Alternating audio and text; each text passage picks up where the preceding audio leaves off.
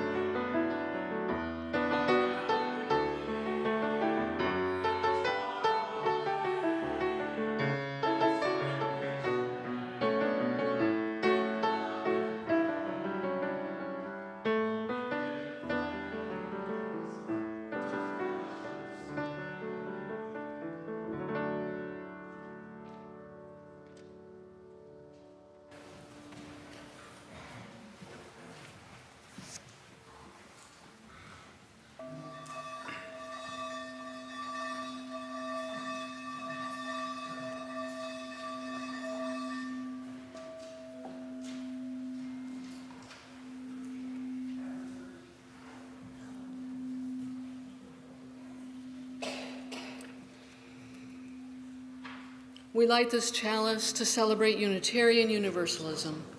This is the church of the open mind. This is the church of the helping hands. This is the church of the loving heart. Together, we care for the church and each other. Welcome everyone to St. John's Unitarian Universalist Church, a home for liberal religion in Cincinnati since 1814. I'm the Reverend Alice Diebel, and I'm a sabbatical minister covering for the Reverend Mitra Jafarzadeh, who's in Transylvania. We're fortunate today to have a guest speaker, Reverend Keith Kron, the UUA, Unitarian Universalist Association Transitions Office Director. He's going to speak with us today. And he's also going to officiate the afternoon celebration of life for our beloved Richard Prairie. In his time working for the UUA, Reverend Kron has visited more than 450 Unitarian Universalist congregations. He authored Living the Welcoming Congregation, a curriculum for congregations that have become welcoming congregations. And during his time at the UUA, more than 550, including this one, have become welcoming congregations. Thank you for being here. Please rise again in body, voice, or spirit and sing hymn 1054. Let this be a house of peace.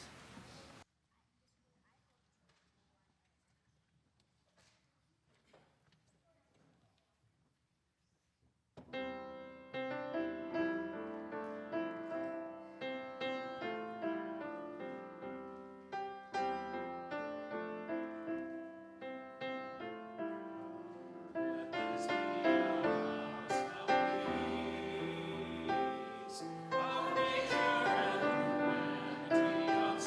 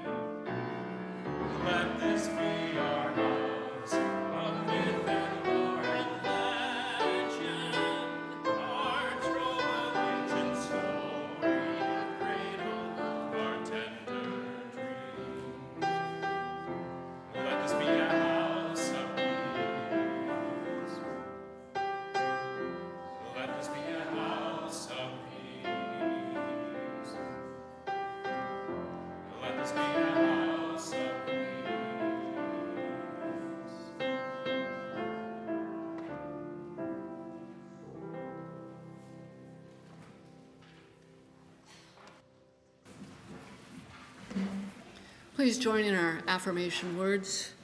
This is the mission of our faith, to teach the fragile art of hospitality, to revere both the critical mind and the generous heart, to prove that diversity need not mean divisiveness, and to witness to all that we must hold the whole world in our hands. This is the time in our service where we honor the things that we hold deep in our hearts, the joys and sorrows that we've experienced recently in our lives. If you have something you would like to share publicly, I invite you online to type it in the chat, and those of you in the congregation to write them on cards and bring them up to the front table. We'll bring some stones out, and please share your hearts with us.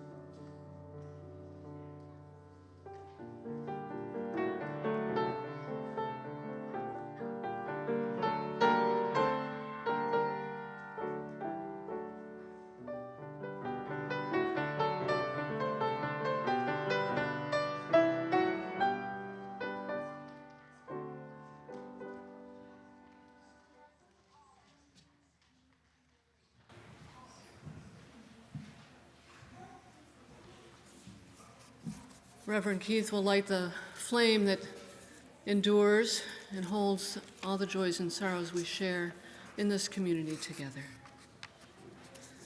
We will have a prayer after the story for all ages, so we're going to do that first.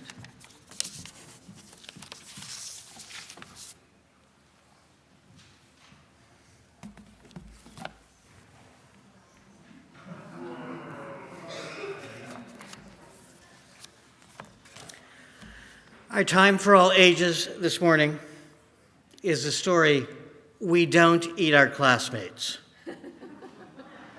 by Ryan Higgins.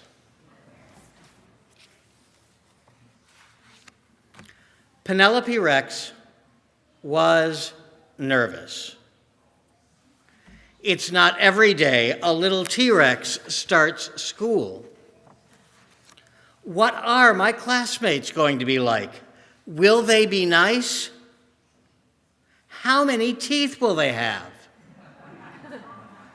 This was very important to Penelope. Penelope's mom bought her a new backpack with ponies on it. Ponies were Penelope's favorite because ponies are delicious. Penelope's dad packed her a lunch of 300 tuna fish sandwiches and 1 box of apple juice. Finally, the big day came, and Penelope Rex was very surprised to find out that all of her classmates were children. So she ate them.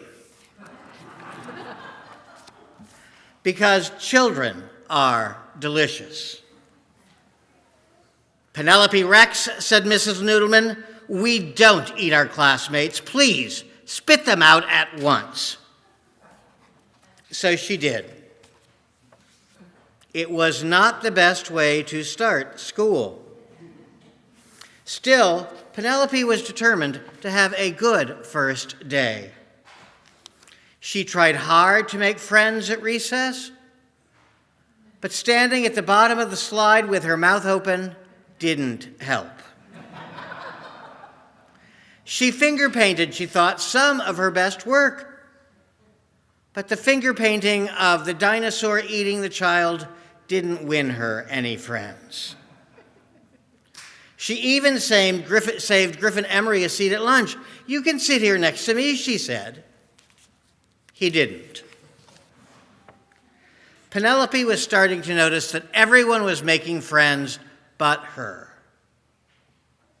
And it was lonely. When she got home, her dad asked about her first day of school. I didn't make any friends, Penelope cried. None of the children wanted to play with me. Penelope Rex, her father asked, did you eat your classmates? Well, maybe, sort of, just a little bit, she said. Sometimes it's hard to make friends, said her dad, especially if you eat them. You see, Penelope, children are just the same as us on the inside, only tastier.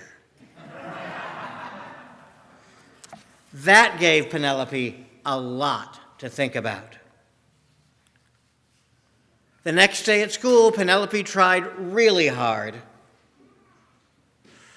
But poor Penelope. She couldn't stop herself from eating her classmates. Mrs. Noodleman, Penelope ate William Emoto again. She spit him out, but they were all afraid of her. Except for Walter. Walter was the goldfish. So Penelope tried to make friends with him. Will you be my friend? She asked, and she put her finger into the bowl.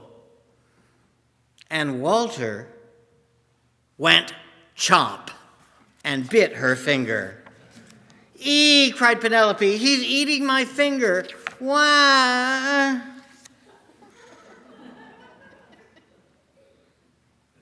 But once Penelope found out what it was like to be someone's snack, she lost her appetite for children. She stopped eating her classmates, even when Cece Woodman spilled barbecue sauce all over herself. And soon Penelope began to make friends. They played hide and seek. She made brownies for them, which she shared.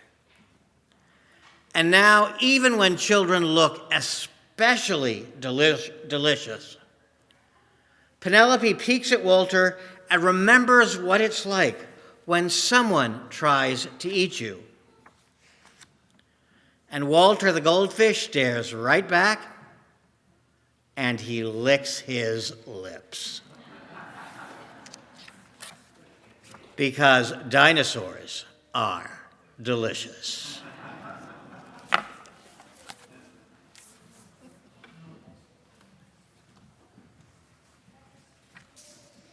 I hope you enjoyed that story, and I don't know if you saw the dinosaur up here. Ashley's going to take the flame down to our religious exploration. Is that your dinosaur? Yeah. Okay. Well, we sing the children to their classes with hymn 414 as we leave this friendly place.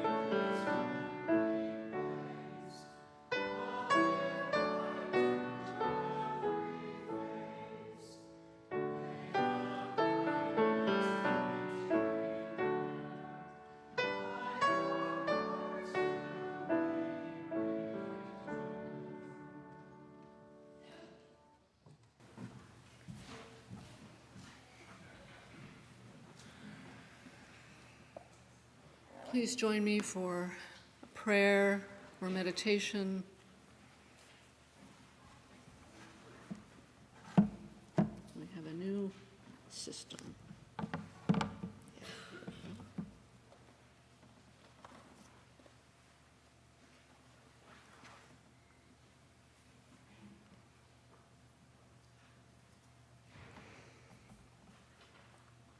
From our online community, we have a sorrow. An old friend of Joetta Pro's passed away unexpectedly, which served as a sad reminder that life is unpredictable and we should keep in touch with friends.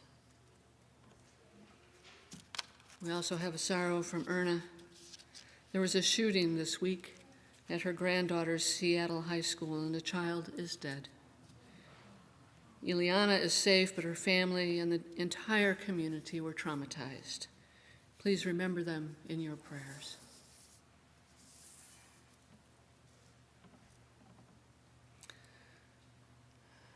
Living Spirit that moves among us, within us, and beyond us, we welcome your abundant love.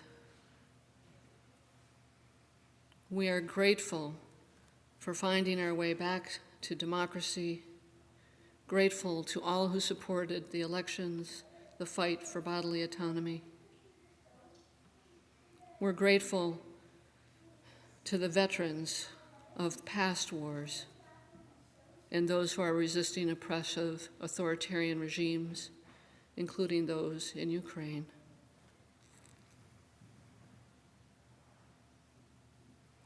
May we find our way towards a more peaceful world.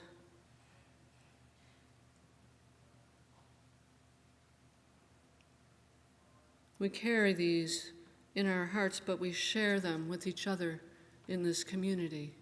We support one another and love one another.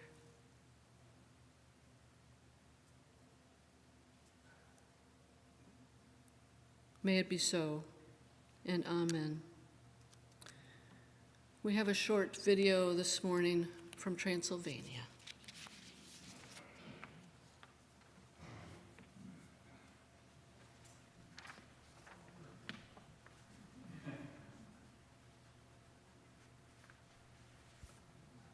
Good morning, St. John's. This is Mitra. I'm in the middle of sabbatical. It is November 6th, I believe, and this morning I will be preaching at St. Laszlo.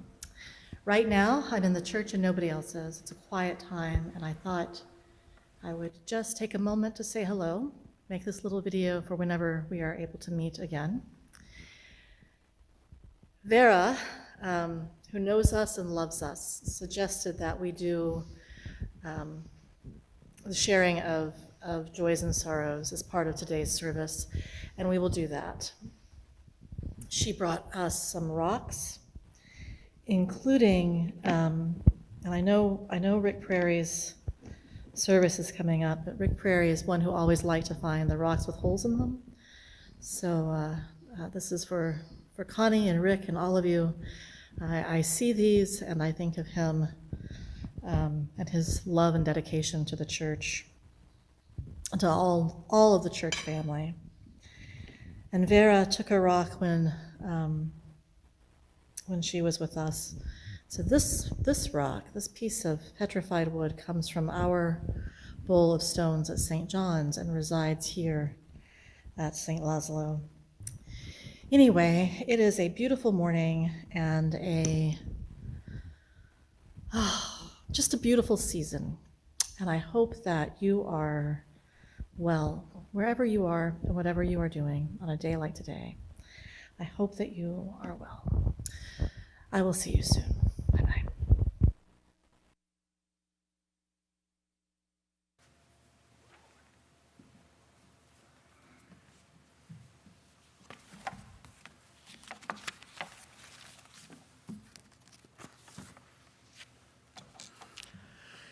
Two readings this morning.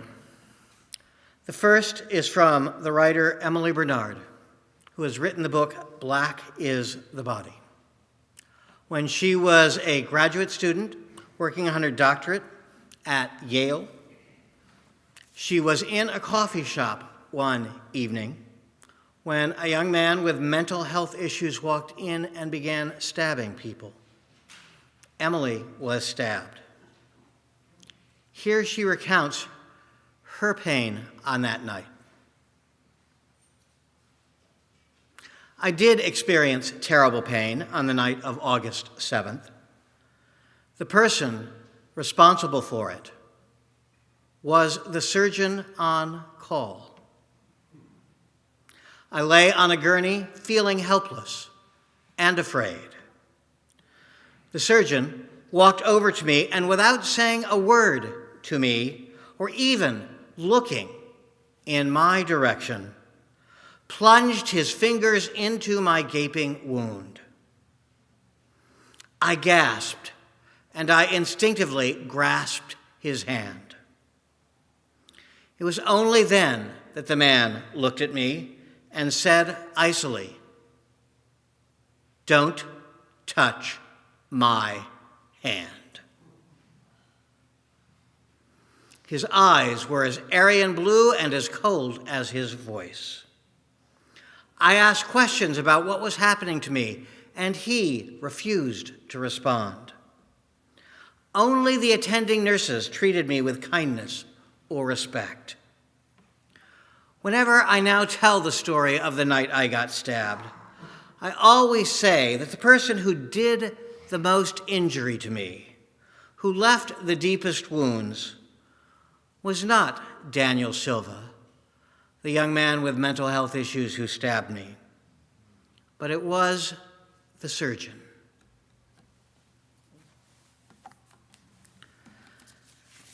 The second reading is entitled Unclenching. It was a nearly perfect summer day for a walk. I wasn't alone. My favorite sighting on my street in Providence was a woman walking her adorable French bulldog down the street. I heard "Good boy, Luke" several times as she pulled slightly on the leash to keep Luke from being too distracted. Around the corner, I see a man coming with his pit bull. Luke immediately goes stock still. But the pit bull is wagging her tail with the greatest of hope and charm, clearly excited about the possibility of meeting a new friend. And she won me over. The woman is trying to get Luke to move forward, though in vain, because he is playing statue. Eventually, the man with the pit bull reaches the woman and her dog, and if possible, Luke gets even stiffer. The woman is trying to say to Luke that it's okay, and the pit bull is sniffing hopefully at her new wished-for friend.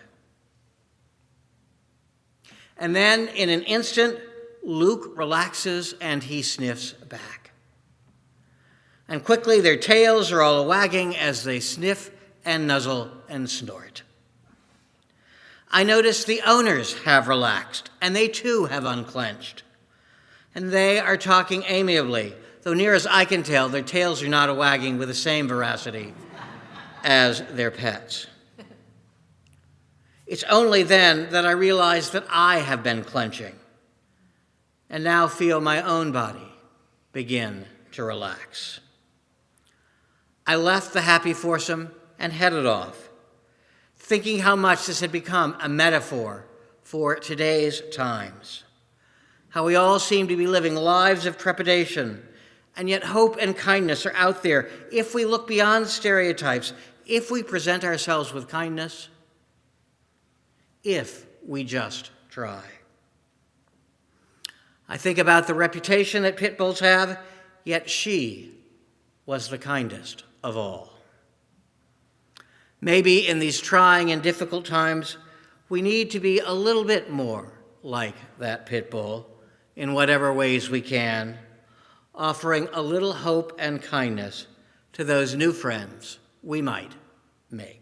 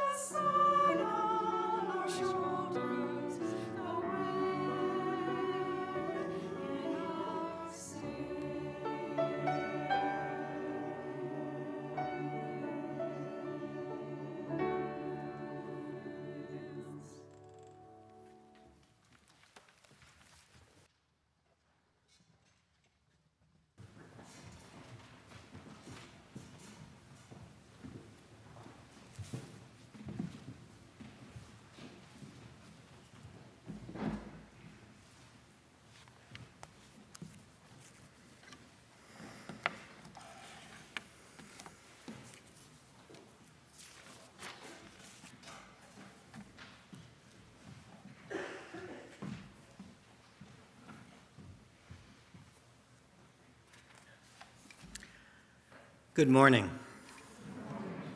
It is good to be with you again.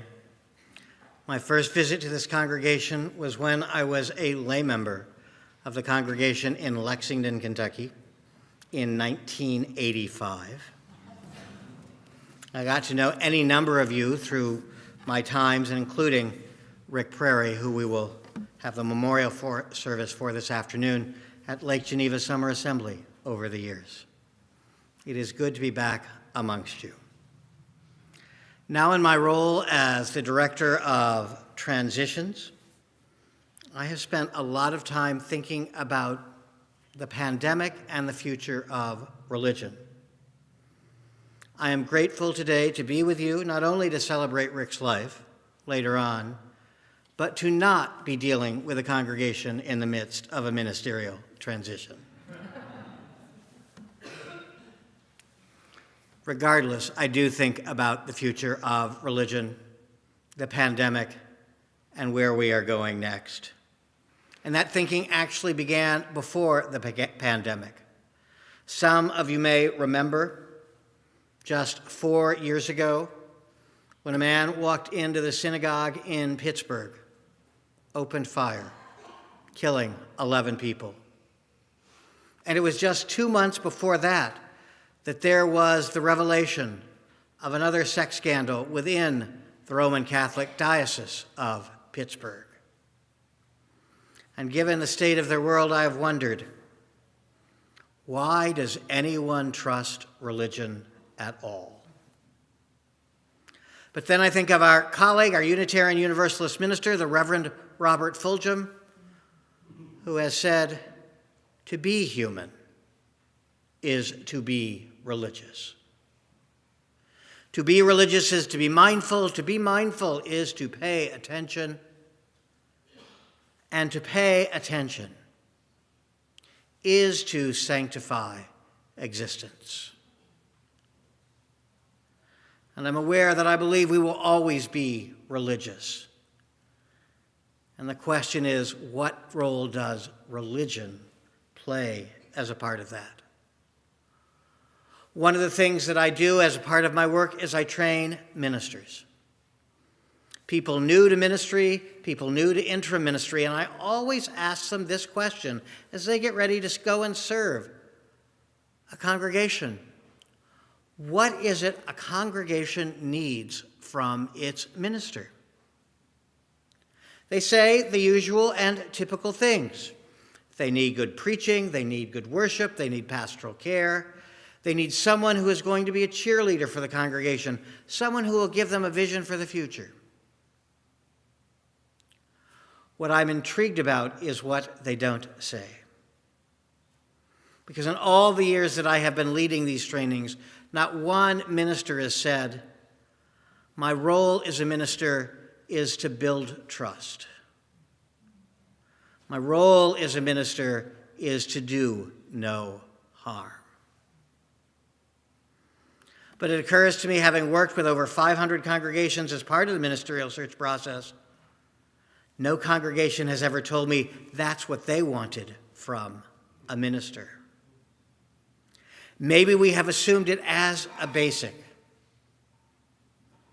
that it just goes without saying. I think given these times, it's time we say it, and say it out loud. Given all the violence that we hear in the world, violence that we were reminded of this morning during Joys and Concerns, religion needs to hold a different space in the world. And how will we show up now that we are coming out of the pandemic, moving into whatever the next normal is? How do we build trust? How do we rebuild trust in religion, in Unitarian Universalism, and in the wider world? We start simply by showing up and being there. Remember, it was some 24 years ago in the fall. Some of you may remember I was in my role at the UA then as the director of the Office of Bisexual, Gay, Lesbian, and Transgender Concerns. And it was on an October night that we learned that a young man in Wyoming, Matthew Shepard, had been tied to a fence and left to die. The congregations in Wyoming learned also that the Reverend Fred Phelps in the Westboro Baptist Church were going to show up and protest in favor of the violence, in favor of Matthew's death.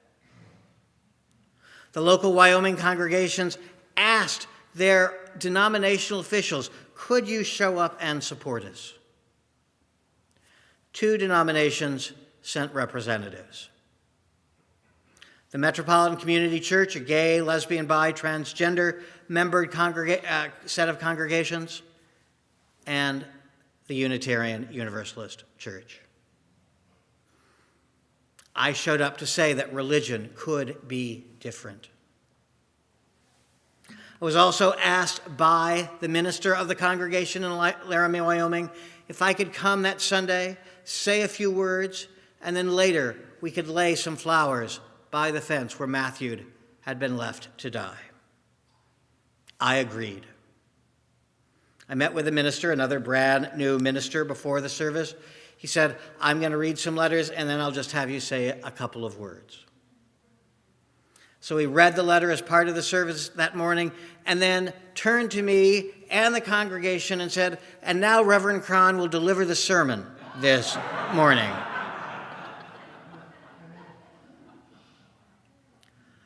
I do not remember what I said.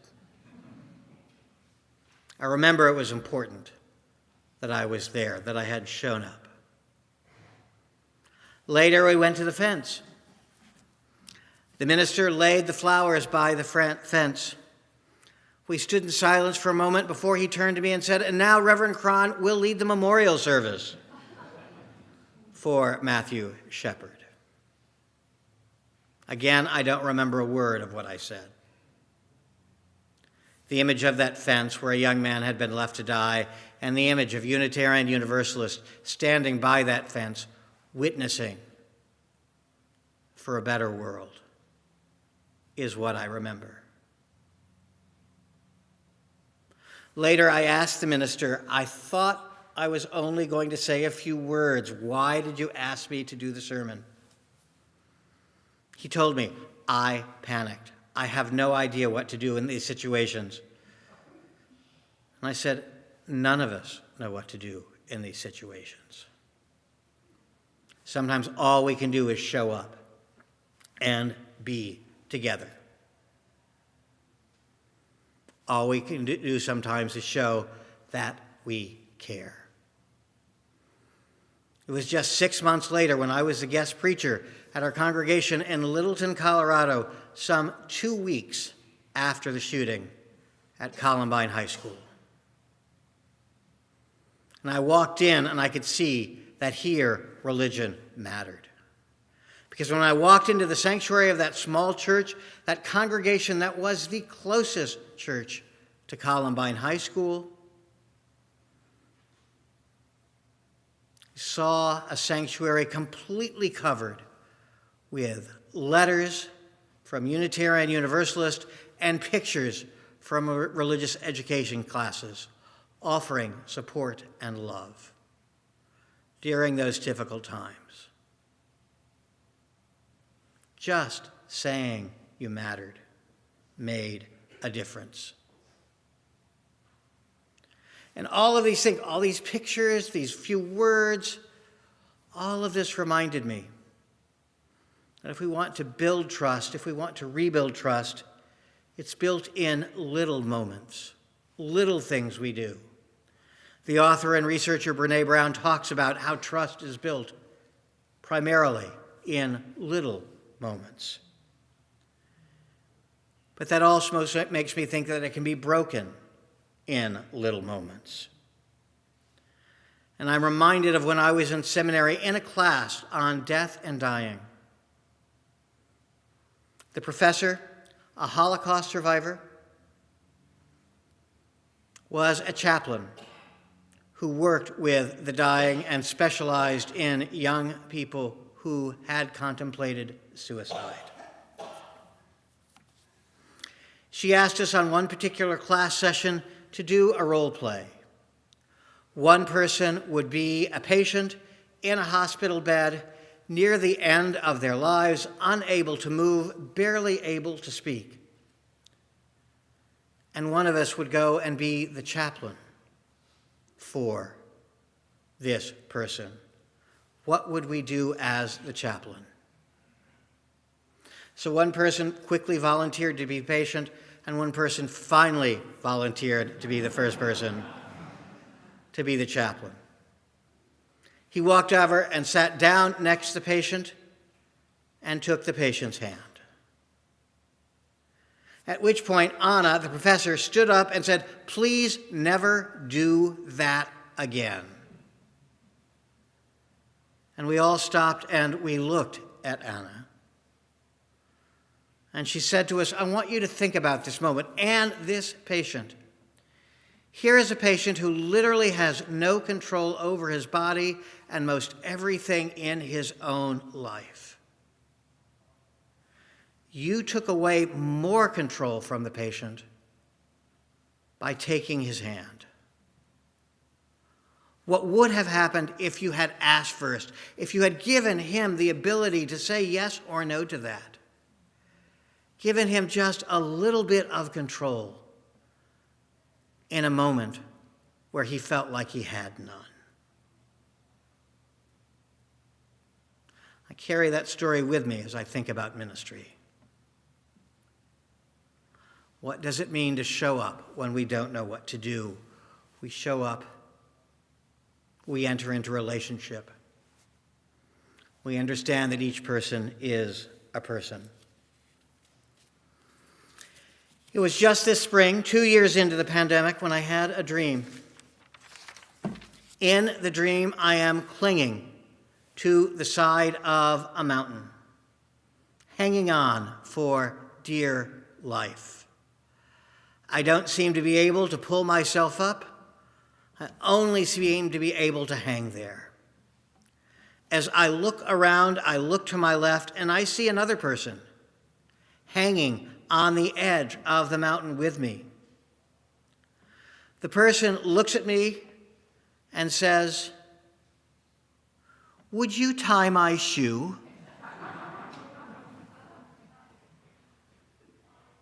I look to my right, and I see a minister I know who asked me the question, "Can you find me a congregation to go serve where they will love my sermons and let me do the ministry I want?" And still I am hanging to the side of the mountain. And then I realized there are lots of people hanging on the side of the mountain. And at that point, the mountain begins to erupt. And fortunately, I wake up. But I think for so many of us, this is a great metaphor for what we have been going through during the pandemic, during these last 2 years, all trying to hang on. And it's easy to forget that everyone else has been hanging on with us. Maybe it's time we just hang on and hang out together, that we just show up.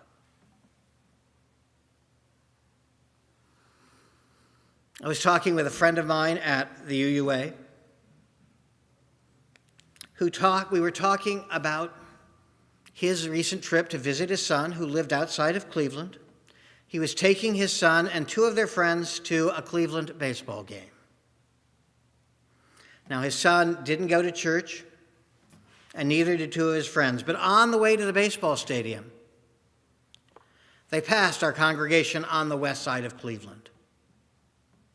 There they saw on the church a huge sign proclaiming that Black Lives Matter. A huge rainbow flag in support of bisexual, gay, lesbian, and transgender people.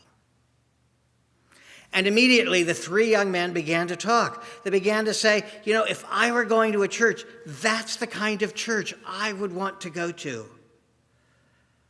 This is a church that matters. This is a church that is making a difference in today's world. And it made me wonder, what would happen if they did show up at that congregation in Cleveland? They would be told as young men in their mid-20s that they were welcome.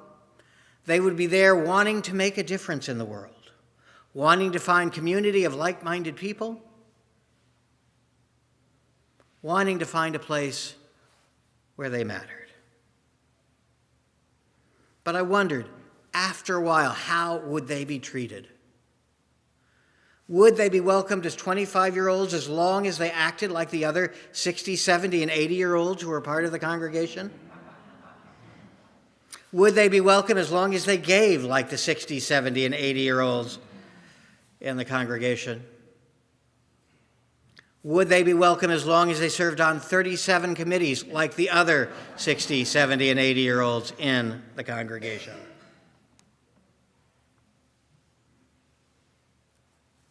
What would happen if we let them just show up? What would happen if we didn't make assumptions? What would happen if we find their way to have some control of who they were, figuring out what they needed? All too often we make assumptions, we have stereotypes. I know of at least two friends of mine, both people who were black, showing up in a congregation, and within 2 weeks of being a member, of joining that congregation, they were asked if they would like to serve on the church board. Maybe it's a time to let people settle in to our faith. And we've certainly done worse. A friend of mine, guest preacher, showed up, African American, showed up one Sunday morning to preach. He showed up, introduced himself to the greeter. The greeter asked, "Welcome. Are you here to clean the building this morning?" I can tell you in 450 plus congregational visits, I've never showed up in a suit and have asked if I was there to clean. How do we not have the assumptions? How do we let people be who they are? This could be a golden moment for Unitarian Universalism. I believe that after the pandemic, people are going to show up looking for communities of like-minded folks. They're going to find a place that is multi-theological, where they don't simply have to believe one thing, where they can show up and where they can make a difference. Whatever is going on in their community, whether it's around Black Lives Matter, whether it's around sexuality issues, immigration, climate change, wherever they can make a difference in their community. That, I believe, is the future of church and religion for the people who will come next. Having known this congregation for nearly 40 years, I can guarantee you, you all have made a difference in so many people's lives. How will you continue to do it as we move forward, as we figure out what it means to be religious now? And how do we do that in a time where we don't always agree with each other? Right before in the pandemic, we had a congregation where people had presented a vote to say that the one theology of Unitarian Universalism was humanism, and that no other theology was welcome. It didn't pass. But the fact that they brought it for a vote gave me doubt. Who felt like they didn't belong? That they couldn't figure out their own way of being religious there. We need not agree on theology or anything else. I was reminded of this at a story from the dean of my seminary, who was telling me the story about being at a meeting with the other deans of the other seminaries. And he and Jeff, who was the dean of the Lutheran school, were in strong disagreement about what the Graduate Theological Union should do. And what Bob, my dean, said, what intrigued him more than anything else was not that he and Jeff disagreed. It was that the other 7 people were trying to make them feel better. And what he said to them finally is, I will tell you, Jeff and I disagree here. And we are going to be friends long after this meeting is over. We need to make a decision. I want to hear what you believe so that we can make that decision, and I will still be a part of this group regardless of what the decision is. So will Jeff. How can we move forward despite differences? What is possible? What does it mean to show up? My final story, and then I'll close, one of my all-time favorites. Soon after I'd started at the UUA, I was asked to go to a conference, an interfaith conference on religion, gender, and sexuality. It was in Nashville, Tennessee. There were some 40 representatives from denominations across the United States who had come. On that first day, it was 1997, I found myself seated next to John from the Church of Christ and Mark from the Church of God. We were passing around the microphones, introducing each other.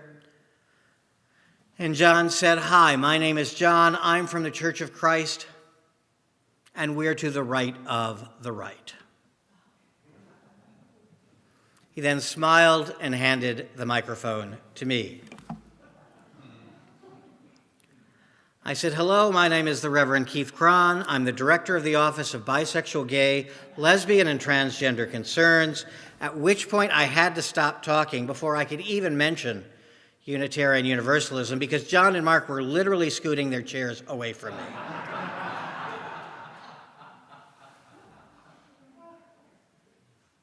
And I finally finished my introduction saying, "And I'm a Unitarian Universalist, and we are to the left of the left."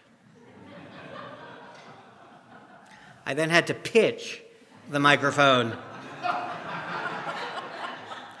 to Mark, who wouldn't take it from me, to let him introduce himself. We spent 4 days talking about all things about religion, gender, and sexuality. They were amazed and shocked that even back then we had more women in ministry than men, that we were openly supportive of gay, lesbian, bisexual, and transgender people in our ministry, and that we valued them as whole people, that we promoted lifelong sexuality education, beginning at the age of 5 for our children. I watched their horrified faces for 3 days. On the last day, John and Mark and 2 of their friends, probably named Matthew and Luke, I don't remember,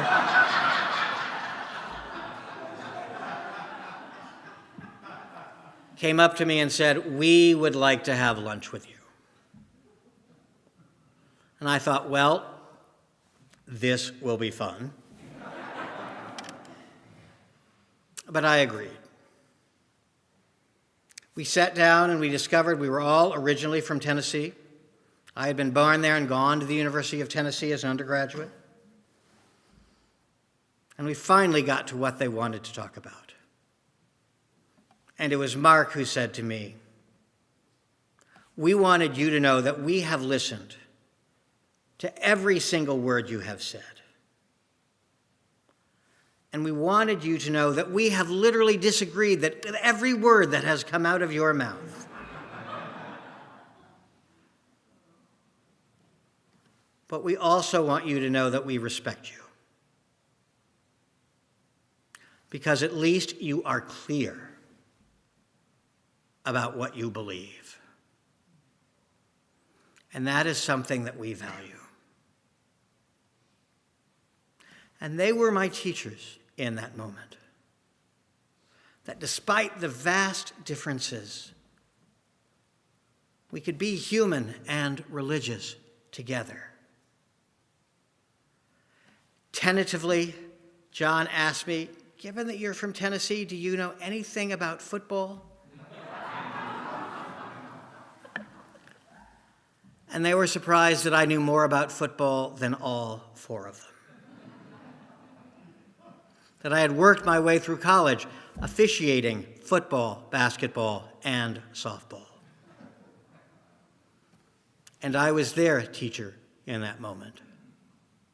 That we are all multiple stories, we are all more than a single story. And that we all have many things that we can offer. My hope for the future of our Unitarian Universalist faith, as we begin to show up together, that we just show up and be with one another, asking all the religious questions they have, and being something that the world needs. A place where we can explore, seek, learn, make a difference. That is what I believe the next generation of folks who will come in to our congregations will want. I think our challenge is to let that happen. I hope you continue to make a difference in the world as we go forward. Thank you for the ministry that you have done and will do here in Cincinnati.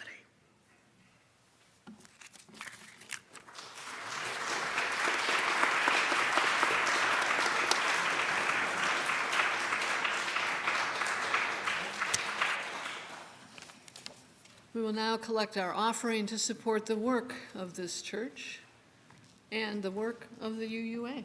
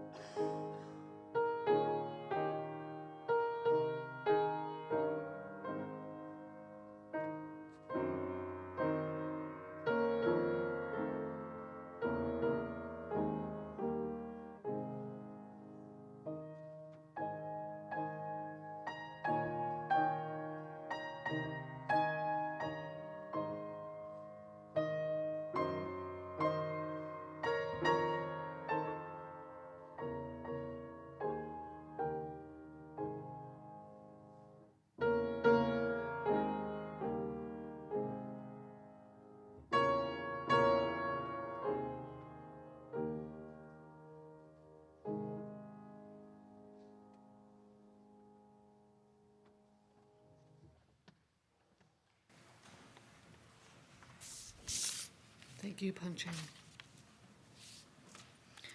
We have a couple of quick announcements before we close. I invite everyone to stay for our Soup and Bread lunch, which is a fundraiser for our partner church in Transylvania. There's a $6 fee for the lunch, but if you are visiting with us, please accept lunch on our behalf.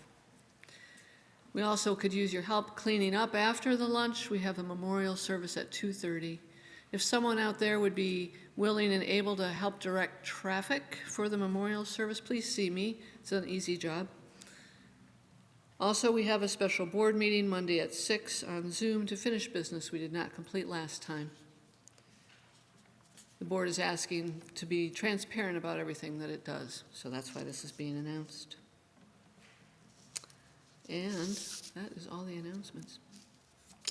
Please rise in body, voice, and spirit for our closing hymn, Building a New Way, 10:17.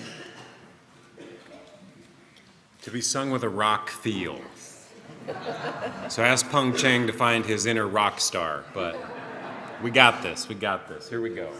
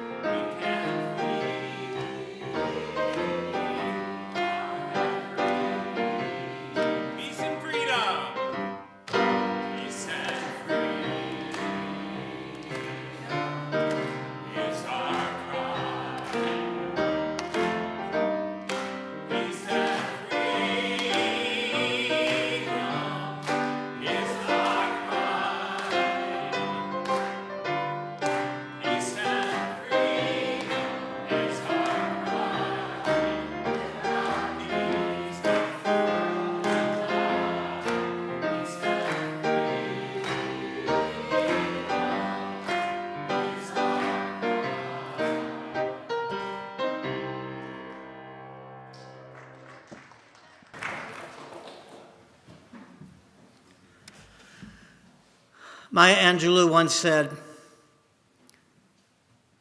"People will forget what you said, people will forget what you did, but people will never forget how you made them feel." May religion be a place of feeling and connection. Go in peace, go in love, work for justice, go forth and bless the world. Amen.